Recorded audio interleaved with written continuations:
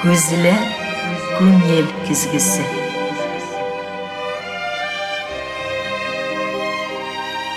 Көзілі fikir yüzağına söz aşkışı.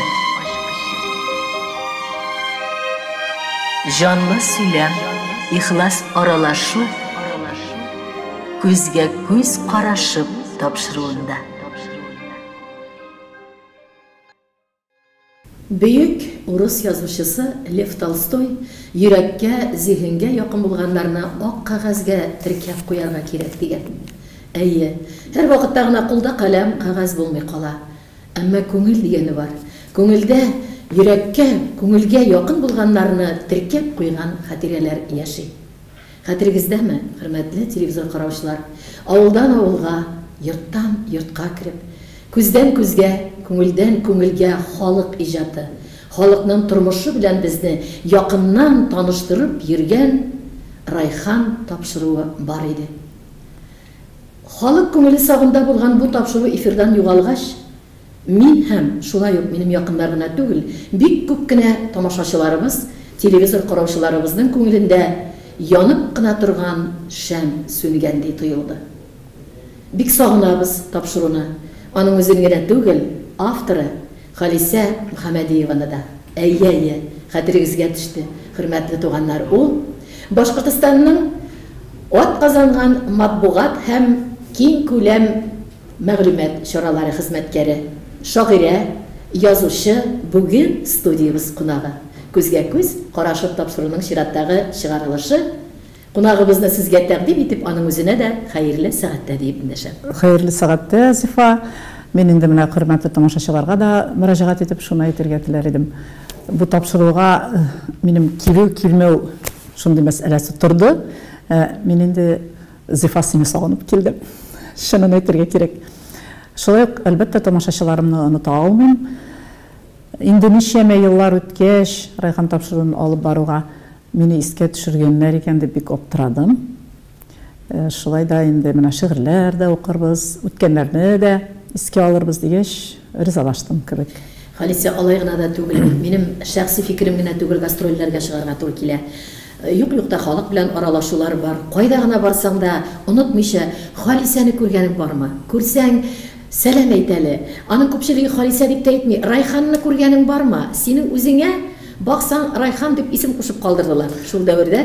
Һәм инде менә бүген шуңа күрә бик күпләрнең өметләрен аклап, үземнең зур ниятемне тормышка ашырып, сине кунакка чакырып алдык. Иң беренче, әлбәттә, кайтып китәсе килә шул өлкәгә.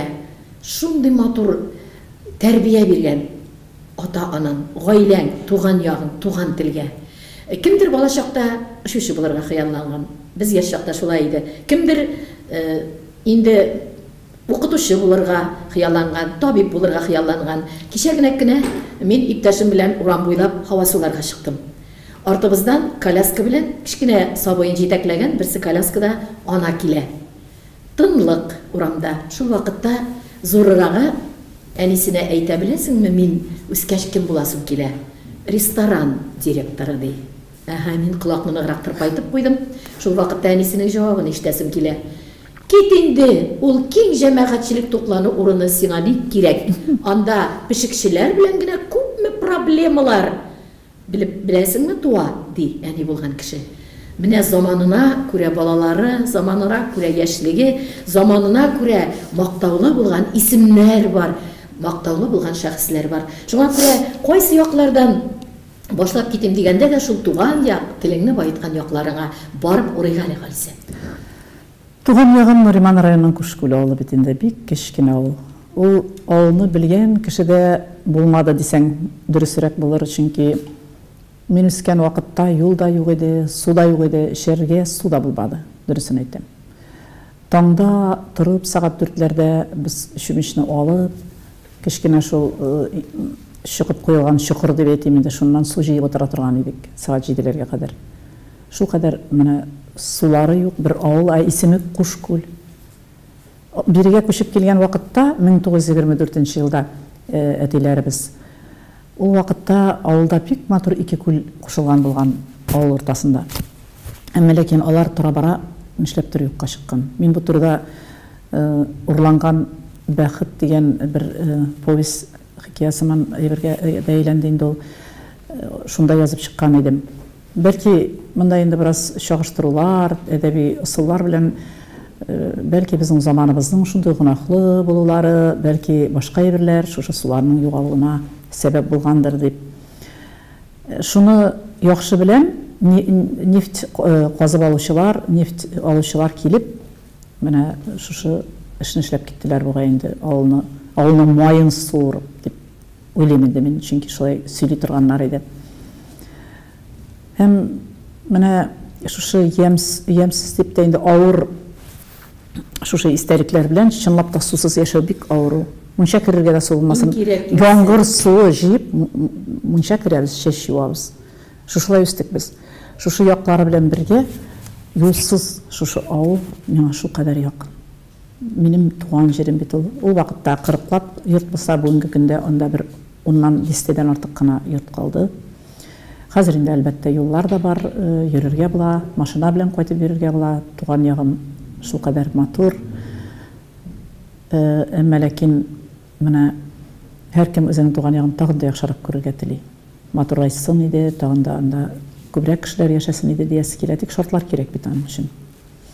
Менә шушы теге мәкалә турында әйткән идем бит әле сиңа. Ватандашта чыккан әнә шул соңгы вакытта дөнья күргән мәкаләдә әлегә кадәрле бер кайда да яктыртылмаган, берникадәр безнең өчен дә сер булып калмый торганнар бар бала чактан тыңлыйк әле дуслар. Роман Никольский дигән журналист Ватандашта язып чыкты, менә 2016 елның 7 сонында. Жизнь в кадре, кадрдагы тормыш була инде. Шунда мин үзем бер вакытта да бер кайчанда сөйләмәгән беренче фактны сөйләдем үз тормышымнан. Аларның берсе менә шушы авылыма кагыла. Анда ничек үсүебез хакында. Әлбәттә, менә бүген өстәл артында утырабыз. Ару гына шәһәр ханымнары булып, матур гына. Әмма ләкин кайчандыр бездә бик авырлыклар белән авыл балалары булып үрләгән кешеләр кояшка. Безнең якларда үз-үзеңнең тамагыңны туйдыру 5 яшьтән куелган иде безгә. Бурыч итеп. Үз-үзеңнең тамагын туйдыру. Нәрсә була ул? Без урман кызы мин, урман эчендә үскәнмен. Һәм бигрәк тә юкәләр күп бездә. Шушы юкәләрдән ул вакытта бау ишру дигән нәрсә бар иде. Аны беркемгә дә аңлата алмыйм мин. Ул республикабызның башка районнарында булмаганда ахры. Безнең шушы 1-2 авылда бар иде ул. Нәрсә ул бау ишру? Бу юкәне әтием кисеп алып кайта, аны юкә агашы килеш алып кайта, үзенең иң башына салып. Бик авыр эш. Таң белән алып кайта, без йокыдан торганчы, аның юкәсен сыдырып ала. Бер кайда да суга салмыйча бу теге тышкы каты. Аннары ниндидер стенага эшләнгән тимер җайланма, шуның аша үткәреп йомшарта. Аны сәгатьләр буе йомшарта. Йомшарткач аның тагын да иң тышкы катын аерып ала. Һәм безгә кала инде юкә дип әйтәбез инде без аны. Шундый йомшак юкәсе. Шул юкәне біз ярабыз дигән сүз инде ваклыйбыз тасмаларга. Ул тасмаларның размерларын біз 5 яшьтән беләбез, аны ничек итеп үлчәме, ничек булырга тиеш. 5 яшьтән эшләйбез моны. Һәм 5 яшьтәге бала инде 5 бау ишәргә тиеш гаиләсенә. 1-нче сыйныфтан 4-нче сыйныфка кадәр 10-15 бау ишәсең. 8-нче сыйныфка кадәр синең нормаң зурая. Син гаиләгә 20 бау ишеп үзеңнең өлешеңне кертергә тиеш. Әгәр син 9-10 сыйныфта укыйсың икән, 40 бауга кадәр күтәрелә синең нормаң. Бу дәрестән кайтканнан соң син кадакланып торабыз дидек. 2 кадак кагыла, 1 метр аның арасы стенага. Шуның бер башыннан ишә башлыйсың да, икенче башына 6 метр ишәсең, аннан катлыйсың, аннан утыйбыз дигән чыгып торган җирләрне кисеп алабыз. Аннары 100 дибез, 100 бауны бергә бәйләп, 10 бауны унлыйбыз, аннары 100 дибез. Шуны 100-гә әйләндереп, кибеткә илтеп тапшырабыз. Бер тапкыр ишеткән юк иде. Бу хәл Башкортстанда әйтәмеш, бездә генә ул. Без аның нәрсәгә кирәк икәнен дә аңламыйдык. Әлегә кадәр дә мин интернетта да карадым, язып та карыйм, бер кайда да бу мәгълүмат юк. Нәрсә өчен кирәк булган бу? Нәрсә өчен кирәк соң ул? Біреулер етейді виноград бейлейлер екен. Соң виноград бейлеге шу қадырда не үшін ол тегіз боларға тегіз иттіріп іштірелер еді. Бармақларға суғалар кім іше білмей. Ол чиста боларға тегіз, нәрсе үшін керек болған ол. Әлі оңламайбыз. Әлі бірер қарби сыр болды бекенлей. Бәлкі бірер илге жебере тұрған болғанлардыр. Әмелекен бұл 100 бау бізге 4 сом ақша береді, 4 сом ақша бек сур еді ол вақытта. Әгер де 200 бау берсең 8 сом. Біз шул қадар озық түрік, міне ошарға деген әйбір үстілді біздің мұл еді. Өзі бізде ұмарталар тұта әтелер. Әйінді әні түрлі павитлылар манда кебіттен инди тәмлі нәсіттелер бар. Барысында алып қайтып тұтырып қоя. Шенки біз ақшаны өзі ішлейбіз, рахаттленіп ашайбыз ішәбіз. Шунды тәгәрәп бері бізде тәмлі әйбірлер, тәмлі кәшілер, ол печеньелар, башқалары барысы да бола тұрған еді. Енді сен сұрау берген едің қоян келесінде туған яғыңнан келедір ол тіге милләтке болған хислер, туған тілге деп еттің. Мен аны ойлап қарағаным болды. Соң, біз татар тілінде оқыдық бетін, өзіміздің туған тілде оқу мүмкіндігі болды. Шылай бет? Әтилер, менің келгенлер екен, әтінің қорт әтесі, Шамсеттин қорт атай, өзінің әтесі Исхақ қорт атай білен келгенлер, Татарстанның Оқтаныш районы, қазірге Оқтаныш районы, ауылын енді мына бұйылғына мен білдім, Жизмыйық деген ауыл екен. Аны Изминка деп жазғанларда бір қойда да тапмадық, юғыл ауыл. Шынан мен біткен ауыллар нейін қараған едім, исем деген Жизмыйық келіп шықты. Жизмыйық ол шынап та менің тарихи туған яғым болып шықты. Шынки әти менің қарт әтейім қойтып, шабыз бойында елап отырған, мына ауылым юқ, қызлар суға түшелер, су алырға түшелер деп елап келген, деп жырлап келген деп сөйлей тұрған еді. Hem şundan kelgen мұң, қарт әтилерден әтиге келген, әтиден бізге келіп кірді. Әти біздің шығыр білен ғана сөйлешті, аны бүтін ауыл біле, ол сайратып тұрайды, сөзлері аның атылып тұрайды. Шундай юмыры да шәбейді аның шығыр білен, мәқал білен көбірек сөйлешейді. Тілі бік матур еді. Ол мына зонтик дейлер, оланы шатыр деп кена сөйлешті, ол ғымырге әйтмеді ол сөзіні зонт дегеніне. Мәселен, hem başka sözlerde öyle mena şunday kişi edebi tilde o şulay bulgan халық biz onu anlamaganбыз. Olga şunday söz bilen söyleşti. Jırlıydı bit indi isketkeş qartateler jırı dep. O jırlar bilen bizge birde bik көп әйбір. Mena nesilde jırlauçular бүгінгі күндә атаклы jırlauçu булырга тиеш иде, чөнки әти безнең бик матур. Әлеге көндә генә менә аңладым, бер сеңлемнең улы Илнур bir күнне Güzel Уразова белән сәхнәдә җырлашып баташа, икенче көнне күрәм каяндар Татарстаннан фестивальдә катнашып почет грамота салып кайткан. Димәк, теге ташмайлаккан. Әтидән килә бит бу дип. Шулай итеп, әнки миндә Иглина районы Бибахта авылыннан бик матур, бик шулай гыйлемле авылдан, үзебезнең милли рухлы авылдан, әле дә анда шундый матур кешеләр яши. Ул инде яшьли, әтисен югалтып, шушы якларга килеп чыккан, шулай итеп әти белән сугыштан соң очрашканнар. Анда инде тарих, анысы бер яза торган тарих, анысы бик зур тарих. Менә шулай кыскача. Бик теләгәндә дә сөйләтеп бетер өчен ул гомер белән бергә яшәп алган кебек менә бу алым булса да кергәләрбез әле без аларга якларга. Инде шушы кадәрле матурлыкта үсеп, шушындый мөхиттә тәрбияләнеп, сайланған юлда дұрыс болған. Сұрап тұрасы да түгіл, ник барылды журналистика факультетына, филология факультетына деп Башқұрт дәулет университетінің. Мұнда енді тілеп кетілгендір, шулай ма Халисе?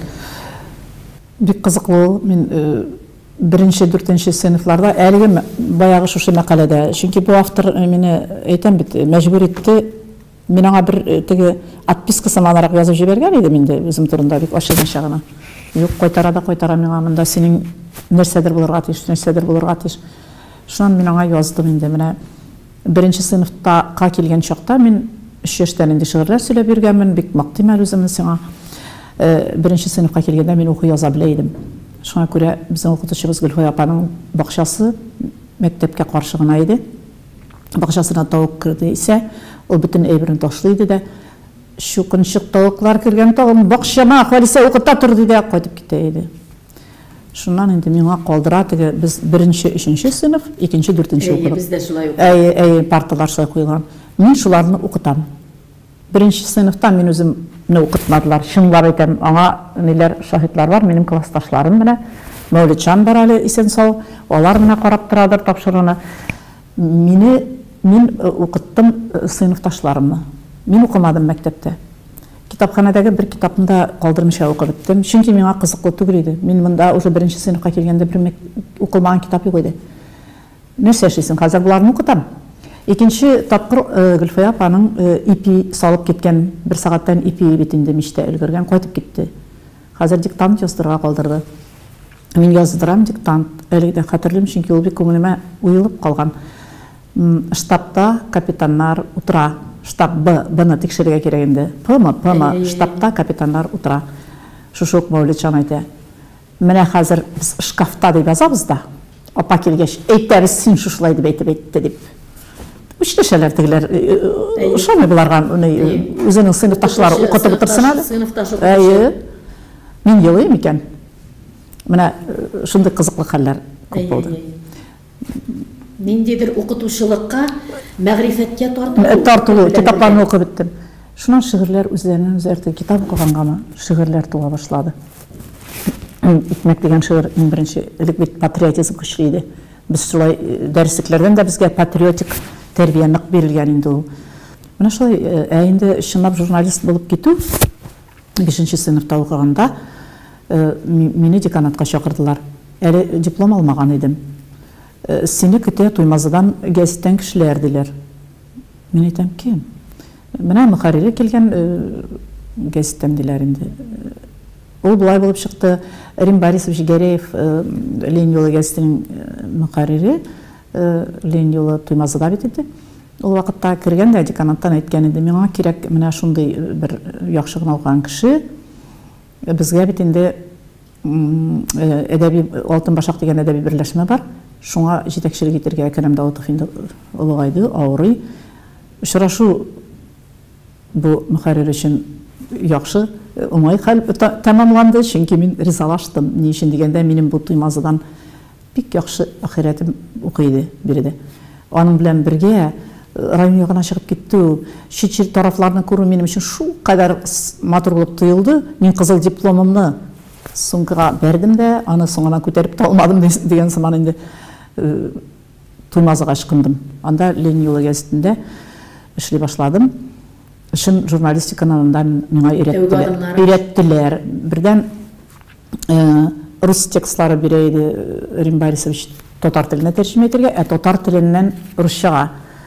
Русчага да бик шунда өйрәттеләр инде, русча язарга. Әдәби редакциядә башлап эшемне. Мин инде монда иҗатка да якынлаштым, чөнки Алтын башак әдәби берләшмәсенә җитәкчелек итүдә бик күп әйбер бирде. Монда шагыйрьләр янына күп килү, съездларга йөрү, уку, әлеге баягы язу, журналистика эше бит инде шунда башланды. Бик тиз авылларга чыгып, беренче геройларымны күреп, аларга гашыйк булып, дөрес сайлаганмын язмышымны дип уйладым шунда. Менә бик күпләргә тәтемәгән бәхет бер яктан һәм зур җаваплылыкта дәүләт телевидениесында эш башлау. Менә шуңа аерым туктала. Ник син дигән сорауны бирүчеләр булды. Ничек килеп эләктең? Ниндидер теге Блат дигән әйбер бар иде бит инде дигән кешеләр булгандыр, чөнки чынлап та күпме журналистлар бар. Ни өчен менә теге татар телендәге тапшыруларны башлап җибәрүче син дип әйтүчеләргә мин шундый җавап бирер идем. Әле ул татар телендәге тапшыруларны башлап җибәрү өчен телевидениедә эшли башларга кирәк иде. Анда үзеңне күрсәтергә кирәк иде. Анда кем икәнеңне белдерергә кирәк иде.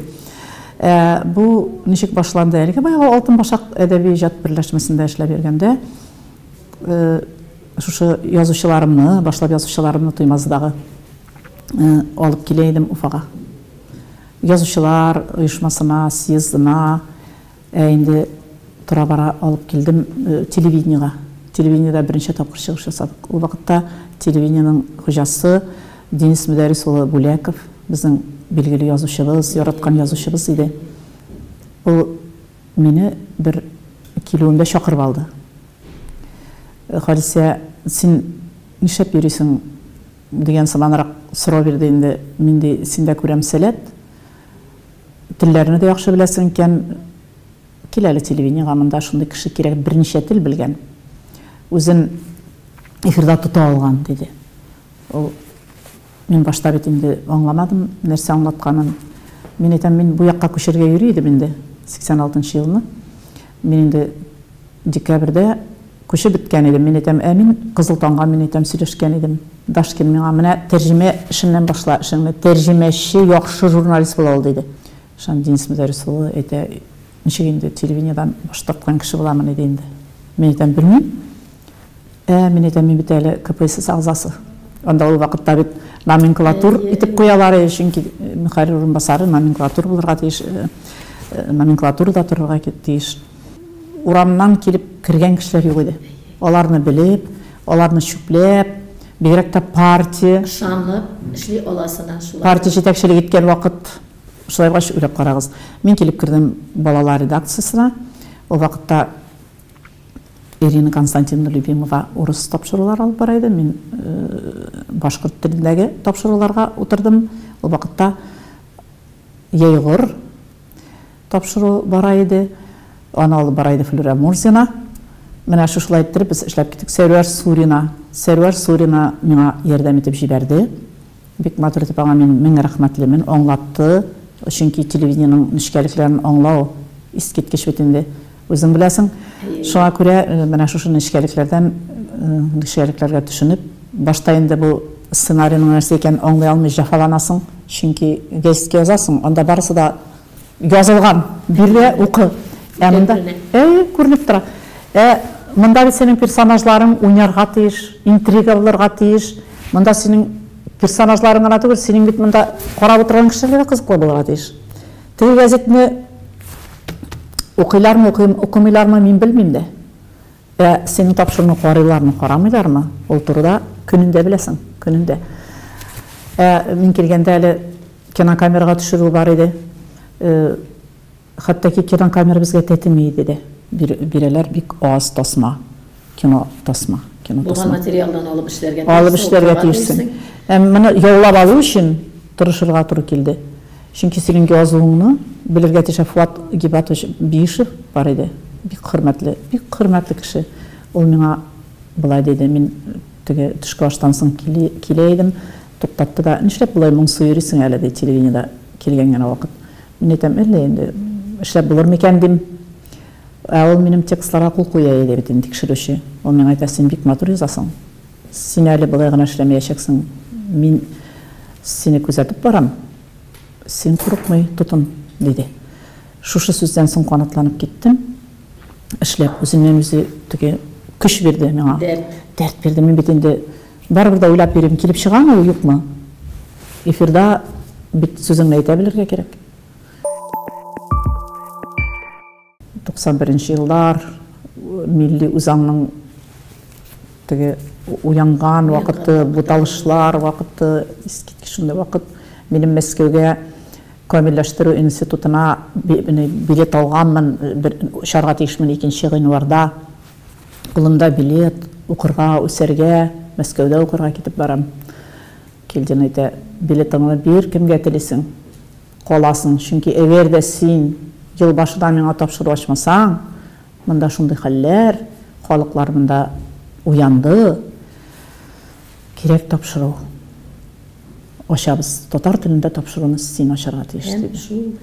Без инде бөекләрдән бөек итеп таныган тапшыруның башы шул. Башы шушы көн, шушылай сөйләшү булды. Ул әйткән вакытта тиз эшләргә кирәк. Мин нәрсә уйлап табарга? Ул исеме ничек булырга тиеш? Бер кеше дә күз алдына китерә алмый. Ничек табылды икән? Менә кызык шулай бит. Моның кызыклары күп. Бик матур бит Райхан. Райханга кадәр хәзер Нурмөхәмәтов Әнвәр агай белән эшлидек. Ул безнең режиссерыбыз, бик матур тапшырулар алып бара торган баш режиссерыбыз да булды. Әлеге вакытта мәрхүм инде. Ул беренче режиссер. Телем, җирем, халкым дигән тапшыру эзләп эшләргә булдык. Әле менә мин Татарстанны карыйм да, халкым минем дигән тапшыру бара, менә шуның сыманрак, ләкин телем, җирем, халкым дип атала иде. Моны кыскача теге расписание язганда ТЖХ дип язып куялар иде. Телем, җирем, халкым. Ләкин бүгенге күзлектән караганда бу миңа шул кадәр сәер туела, шундый озын исемле тапшыру булган икән, исем бит озын булырга тиеш түгел. Чөнки менә журналист буларак мин аны аңлыйм, озын булса ул отышлы булмый. Нәрсә эшләдек без? Чынлап та сюжетларны тырыштык, эшләдек, матур гына иттереп килеп чыкты шикелле. Башлап җибәрдек тапшыруны. Шунысы әйбәт, гимназияларга йөреп, татар гимназияларына халык кабул итте. Әмма ләкин журналистика күзлегеннән, тележурналистика күзлегеннән караганда монда җитешсезлекләр бихисап. Чөнки исеме бер дә күңелгә якын түгел. Мин аны беләм. Исеме ерактан шакырып торырга тиеш. Каясын ул исем. Шул вакытта минем нишләптер Тукай шигырьләрен укысым килеп китте. Теге 4 томлык Казаннан бүләк иткәннәр иде. Шуның шигырьләрен укып ятам. Өйдә. Коммуналкада 16 ел тордым бит, китап укырга мөмкин, бер генә карават, өстәл сыймый. Шунда өстенә алып ашыйсың ризаңа да, китабыңны да шунда укыйм да, китапларны булай киштәдән генә алам инде. Стенага асылган бит киштәләр. Укыйм, килеп чыктым нигә дигән шигырене Тукайның. Ник булакыл хак гөлдән вә райханнан ерак. Теге газетның язмышы турында яза. Райхан теге аста укыйм. Нәрсә аңлата? Нәрсә аңлатмасы? Райханның инде шешкә икән беләм. Әмма ләкин аның гарәптән тагын бик гаҗәеп матур мәгънәсе бар икән. Хуш ис, саф җил. Мин моңа капландым. Йөгереп кенә редакциягә бардым. Ул вакытта Луиза Кадыр кызы Даянова, Кадыр Даянның кызы белән эшли башлаган идек. Мин әйтәм, Луиза Кадыровна, мин таптым исем. Менә Райхан була безнең тапшыру. Ул да аптырап калды. Искиткеч исем. Хәзер аңа компьютер шапка эшләргә кирәк. Заставка башлап җибәрергә. Нәрсә эшлибез? Шул вакытта Германиядән йөреп кенә кайткан идем. Германия белән элемтәләрем яхшы иде. Иптәш кызым яши янда, әле дә аралашабыз. Кунакка чакырган иде. Шул миңа тәмлекәч кенә сабыннар бүләк итеп җибәргән иде. Шундый исе инде хуш исле. Карым немецчадан тәрҗемә итеп укып утырам инде, нинди сабын язганнар. Розмарин, базилик, гаиләсе, шул бер гаилә бит инде. Карым бу шешкә матур. Шушы хәзер шешкәне тоттым да, минем сабынның шушы тартмасын сурәтен тоттым да киттем. Шуннан кирдек рассамнарга, бу сурәтне эшләделәр. Шушы китте, шушы әйләнеп китте. Бу беренче шапкасы. Соңыннан Рузил Имамов аңа шул кадәр гаҗәеп матур шапка эшләде бит инде, яңартты, искиткеч яңа төс кертте, тапшыруны җанландырып, без аны бөтенләй икенче төс бирде. Шуңа күрә мин Рузилгә рәхмәтлемен. Халисә ничә ел алып барылды бу тапшыру? Тапшыру 19 ел алып барылды. Кызганычка каршы мин 20 ел эшлик, юбилейны үткәрик дип мөрәҗәгать иткән идем җитәкчелеккә. Ләкин ул вакытта билгесез сәбәпләр белән ябып куелды. 19 ел içinde şutlap karasang, ай сайын 4 тапшыру була торган иде. Мин аны исәпләп караганым бар. 1000 тапшыру. Һәр бер тапшыруда 4000 сюжет. Һәм һәр бер сюжетта бит инде һәр бер тапшыруда 7-8 кеше катнаша. Менә шулай караган вакытта 30 меңнән 32 меңгә кадәр кеше катнашкан булып чыкты. Бу инде теге эфирда күренеп, синең белән күзгә күз карашып, сөйләшеп утырган кешеләр. Хәтта ки менә шундый исәпләүләр дә алып барыла була икән. Минем исем китеп утыра, шул кадәрле хәтереңдә калганнар. Әмма мин уйлыймын, һәр бер тапшыруда хәтта эчтәлеге белән синең хәтереңдә калгандыр. Менә монда матур китап ята, нидер хатлар, ул вакытта коридорларда очрашкан вакытта, телевизиядә эшләгән вакытта Халисә бик күп хатлар ала торганын мин үзем дә беләм. Очраганда сөйләшә торган идек. Шушы хатлардан үзеңә күпме көч җыя идең яңа тапшыруларга. Менә ниләр язылганы хакында ишетгән. Кызыклы бу хатларны узак еллар сакладым мин. Әмма ләкин теге компьютерлар заманы җиткәч, теге ул хатларны куяда илтерә кирәк. Төрле архивларга китте инде, ул әле баралар инде. Редакторлар бар әле алар. Бар, җыентык ясасаң да була, әмма ләкин аның өчен акча кирәк, үзең беләсең. Менә Суқлансын бар дөнья деген бер матур җыентык чыгарганнар иде. Анда Әнвәр Сөләймановның миңа иң матур шешкеләр сиңа Халисә дигән бер мәкаләсе бар. Шунда ул берничә хатны алып киткән иде миннән. Мин шуңа күрә хатларны сөйләп бирмәс өчен шуннан гына укысам буладыр. Үткән ел азагында Райханга 5 яшь тулды. Шул тапшыру хөрмәтенә кайсы берәүләр балаларына да Райхан исеме кушырлар дип кем уйлаган? Бу турыда түбәндәге хат сөйли. Шираттагы Райхан тапшыруын без янә көтеп алдык. Бүген безнең өебездә зур бәйрәм, бәби туе. Бәләкәчкә Райхан дип исем куштык. Хөрмәтле Халисә акылым, сезнең тапшыруларыгызны кайсы вакытта елап, сезнең белән бергә сөйнеп, көйнеп карыйбыз. Сезнең шул кадәр олы йөрәкле, нечкә күңелле булуыгыз һәркемнең йөрәгенә үтеп керә алуыгыз таң калдыра. Менә мактаганнар инде, ләкин менә бу урыны. Әгәр дә тагын да бер бәбиебез булса, аңа Халисә дип кушар идек дигәннәр. Моны Мөхәммәтовлар Бакалыдан Мөхәммәтовлар гаиләсе. Рәхмәт сезгә. Менә ул бәлки безне тыңлап тора Мөхәммәтовлар, бәлки бүген менә алар белән очрашасым, күрешәсем килә. Рәхмәт. Искәндер хәзер Райхан. Райхан Искәндер инде. Сәгатьләр буе сөйләргә булыр иде. Чөнки һәр бер төбәктә, һәр бер авылда, һәр бер урамда, һәр бер йортта бар ул геройлар. Мин кичә генә уйлап утырдым әле, мин әйтәм, минем тапшыруымның төп миссиясе нәрсә булды икән ул дип, син чакыргач. Нәрсә булды икән ул? Менә матурлыкны күрсәтү диләр бит инде. Яңалыклар әйдә сөйләсеннәр, үзләренең эшен эшләсеннәр. Әмма ләкин менә шушы матурлыкны бит без күрсәтергә тиеш. Миссия тагын нәрсәдә матурлык күрсәтү. Матурлыкны күрсәтү нәрсә өчен кирәк соң ул? Нәрсә өчен? Мин беләм иң беренче ул менә кешеләрнең, без күп кешеләрне, хәтта ки күршеләрнең безнең тапшырудан соң хөрмәт итә башлаган кешеләр бар. Ни өчен? Ул күрше белән әлегә кадәр бәлки ызгышып та яшәгәндер, бәлки аның тавыгы да кергәндер бакчасына, ул аңа таш та аткандыр. Әмма ләкин ул бүген минем белән очрашудан соң тегеләргә икенче яклап күренде. Кешеләрнең җитешсезлегенә караганда уңай яклары күбрәк. Аны күреп алырга кирәк. Алар бар, без барыбызда да. Без аны күрергә теләмибез. Менә минем миссиям күрсен бездәге уңай якларны. Тормышың матуррак булыр. Күрсен авылыңның пычрак урамың гына түгел матур йортын. Күрсен өеңдәге зәһәрлеген шәшеп торган хатыныңның теге зәһәр ягын гына түгел, матур ягын.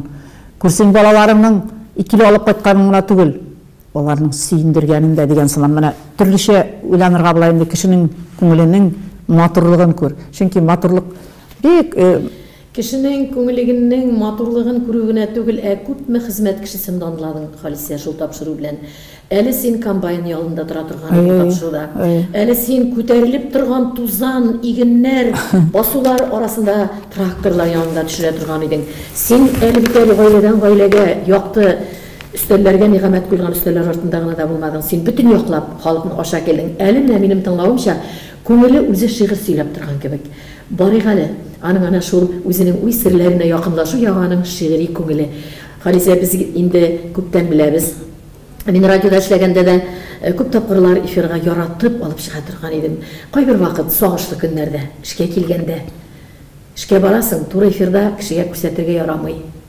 Идән чыкканда кәефем ташка үлчим булган көннәр була. Шул вакытта мин аша идем, барында минем үзем генә синең күңеленнән минем күңелгә күчкән шигырьләр. Шуларны ачып, әйдә шигырьләргә урын бирергә. Шунда шигырьләр шул язылып киткән ул, әмма ләкин шигырьләрне бастырып, китап итеп күрү ул бит инде бик җиңел түгел.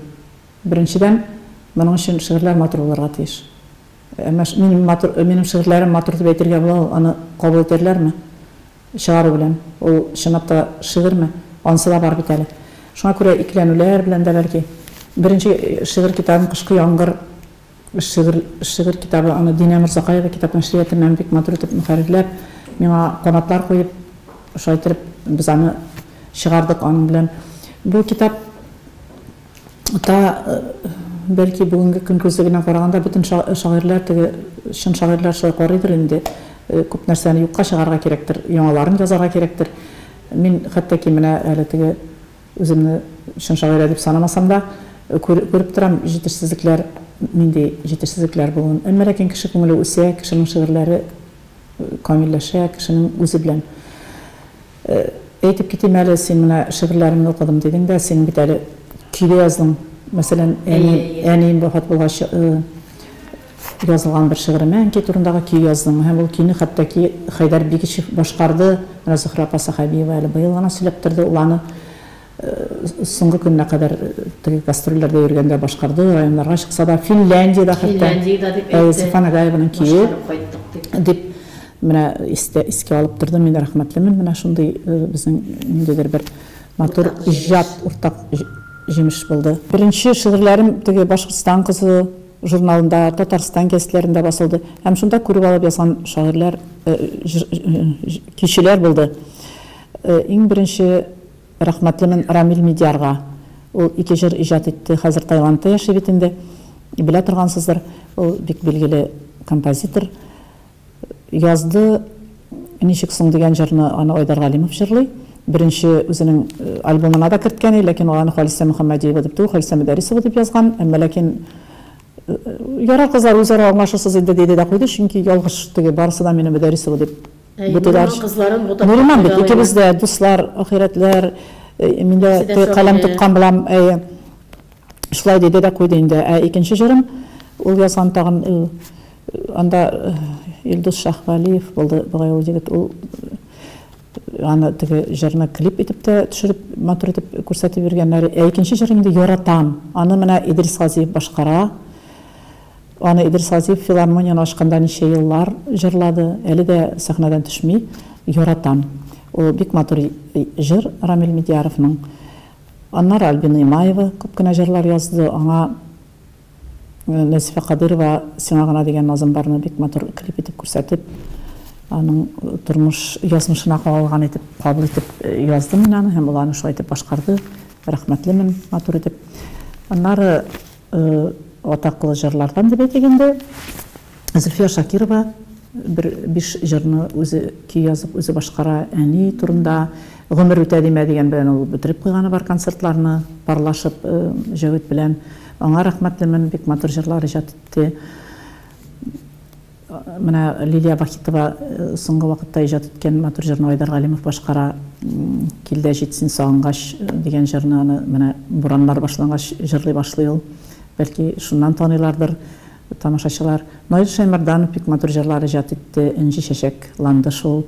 Аны җырлый бит инде безнең Гүзәл Әхмәтова матур иттереп, һәм тагын башка җырлар язды. Шайтып авторлар менә бүген үпкәләрләр, мин барысында әйтеп бетә алмыйм. Чөнки алар күп чынлап та 50 җырны башкаралар. 50дән артык җыр. Монда инде күп исемнәр. Үпкәләмәсен шутларга монда мөмкин түгел барысында.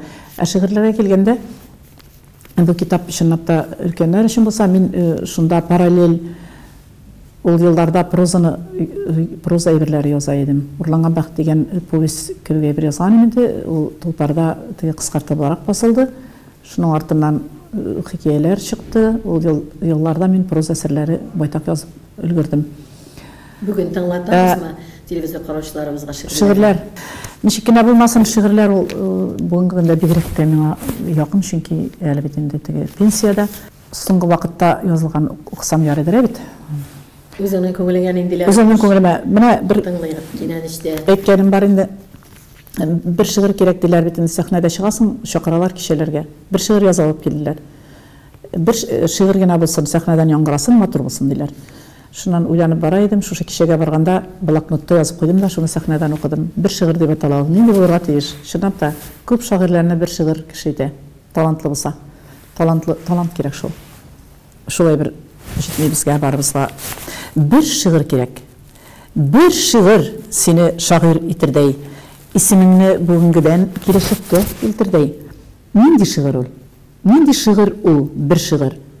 Туган теле Тукайның, Онегинаdır Пушкинның, Тудемирі Уксайның. Ол шиыр болсын ут кебек, ялмасын, үтеп алсын, ол болсын аққан су кебек. Керекте мұңы қалсын, олышасын сиңа, миңа, тілден тілләргә күчсен.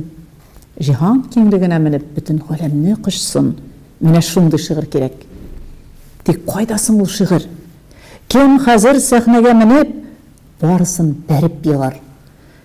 Бөтен зиһенемне туплап, уйлардан хыял үрәм. Бер шигырен укымаган шагыйрьне сездә күрәм. яратканың, тормыш иптәшең, нинди сүзләр белән әйтсәк тә гомер иткәнең Марсен икәнен беләбез. Аннары яшьрәк вакытларда элек шаяртынып та сөйләшеп алулар бар. Хәтта шаяртып сөйләшкән вакытта бер вакытны менә бу шигырьдән соң искә алып китмәй мөмкин түгел. Үзем өйләндердем дип бер кызык итеп. Шынап та шулай. Шушы сирне дә ачып куйыйк әле шуңа. Синең хәтерең яхшы. Ничек дип әйтим икән? Телевидениедә эшкә килгән вакытта мин инде беренче мәхәббәт газапларын кичергән, мәхәббәткә ышанмаган, ничектер дөньяга икенче төрле караган кеше идем. Миңа беркем дә кирәкми. Алар барысы да шундый инде. Юк инде ул яхшы егетләр, юк инде ул чын мәхәббәт, ул менә шигырьдә генә. Күңел кайткан чак. Күңел кайткан чак. Ахиратым Римма белән эшләйдек бит инде.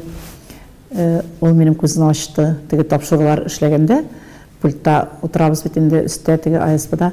Миңа әйтә, син шундый менә эшлисең, шушы тапшырулар эшлисең дә, аннар кайтып китәсең, бер кая кинога да йөрмибез, кичәләргә дә бармыйбыз, шул тапшыру төнне дә шуны язып алып киләсең дә, тагын утырасың. Нинди тормыш була инде, инде нәрсә? Шөһрәләр бит кызлар, кинога барыкмы, тегендә барыкмы, күңелсез яшисең, диде.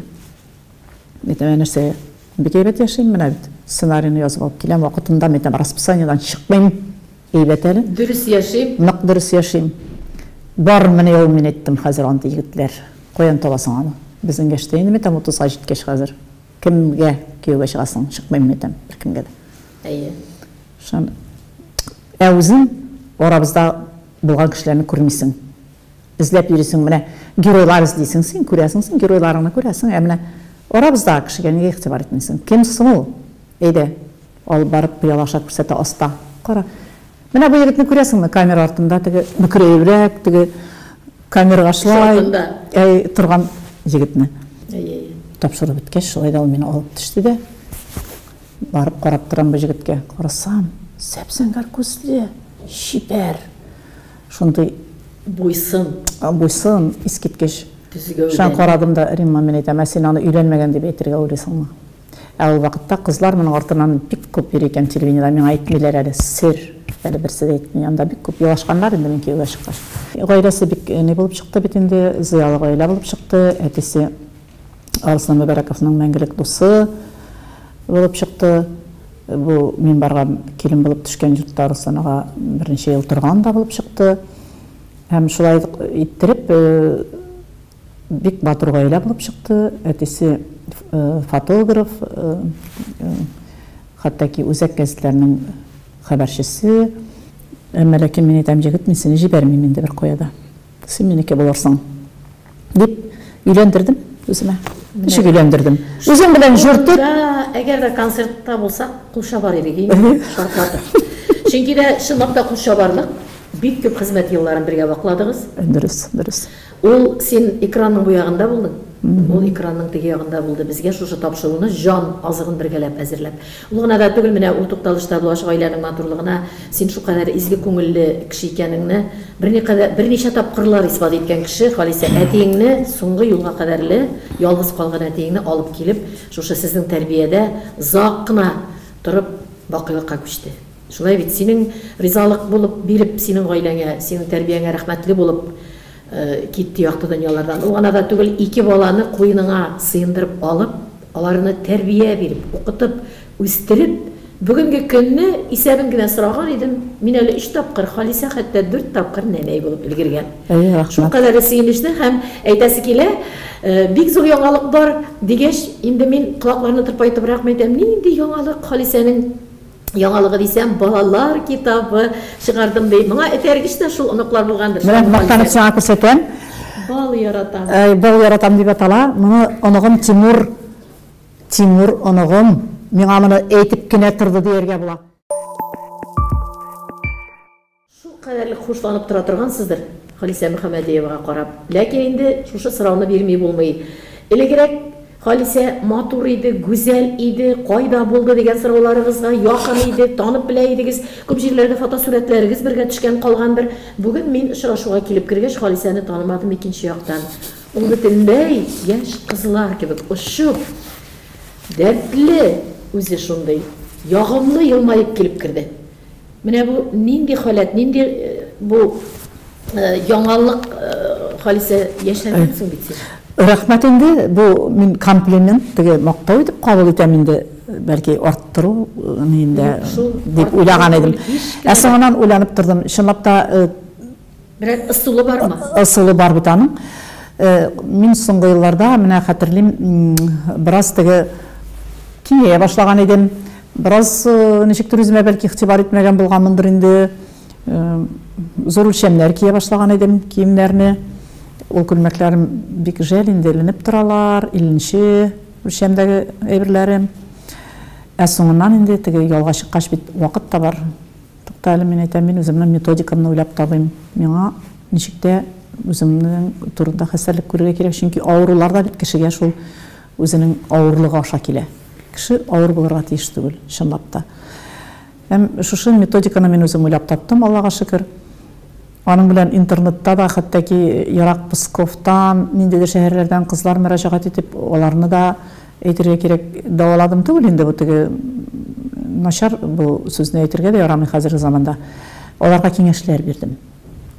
Киңәшләр бирдем, күпләренә файдам тиде диделәр. Ә инде менә үзебезнең башкалада гына ничә кеше, мин хәтта ки үзеңә исеме белән дә әйттем, мөрәҗәгать итеп сорый аласың, аларга да ярдәм иттем мин. Бу авырлыкларын киметергә. Аның ысуллары бар. Ысуллары иң беренче әлбәттә кеше үз-үзе белән сөйләшергә өйрәнергә тиеш. Үзенә багырга тиеш, эчке дөньясына, рухи халәтенә, һәм әйтергә тиеш, үзенә нинди бурыч куя, аның организмы компьютер кебек аны язып алырга тиеш. Син булынды булырга тиешсең, син тегенди булырга тиешсең. Минем методикада яшермәй әйтә алам тамашачыларга, мин 22 килограммга кимедем. Чөнки 22 килограмм ул күп диючеләр бар, әмма ләкин авырлыкны һәр вакыт арттырырга мөмкин, моның өчен бернинди дә шик юк. Кимүнең серләре нәрсәдә? Ашарга кирәк һәммә нәрсәне дә. Нәрсә ашыйсың килә, барысын да аша. Ашауда шик юк минем методикада, асылда. Ашыйсың, әмма ләкин белеп ашарга кирәк. Шулай да берничә төр ризыкны киметергә чамасын.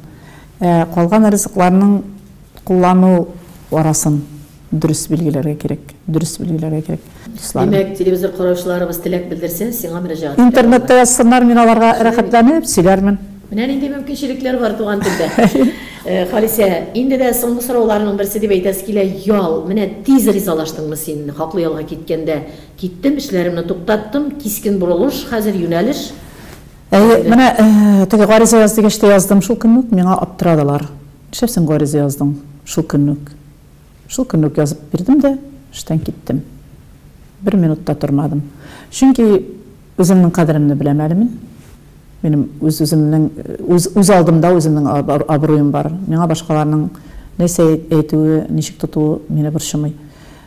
Үзеңне хөрмәт ит әле, Халисәкәй, кайт, рәхәтләнеп, матур иттереп йокыңны туйдыр. 3 көн буе аңлый алмадым, бу теге бер нәрсә эшләргә кирәкме бит, теге язарга кирәкме. Әмма ләкин 3 көннән соң минем теге эштәге минлек уянды. Мин утырдым компьютерга, язмаган әйберләрне тукталмый идем, рәхәтләнеп языйм әле, теге әйберем язылмаган, бу хикәям, авылымның тарихы язылмаган, шәҗәрәм тора, шуларга утырдым. Шундай әйберләр белән шөгыльләнгәндә, тәкъдимнәр дә керә башлады. Мәсәлән, Өмет гәзитенә Райхан бите ачык дигән тәкъдим керде, аны башладык, Райхан бите ачып матур әйберләр бастыра башладык. Менә бит сиңа эш түгелмени, эш бит. Шул Райханның яшәве киләчәктә дә шулай итеп, ул әйбердә матур итеп Райхан, күңелдәге Райханда кагаз битләренә күчә башлады бит инде. Геройларым да шулай ук яши, шулай ук аралашалар. Соңыннан шигърият, менә теге язмаган әйберләр дип әйтәм инде мин аларны. Баштагы бөтен язмаган, әлегә кадәр вакыт таба алмадым аларны язып куярга. Шул әйберләр өчен шул кадәр матур теге халат ачылды. Ирекләр асылы. Аны дип әйтергә кирәк.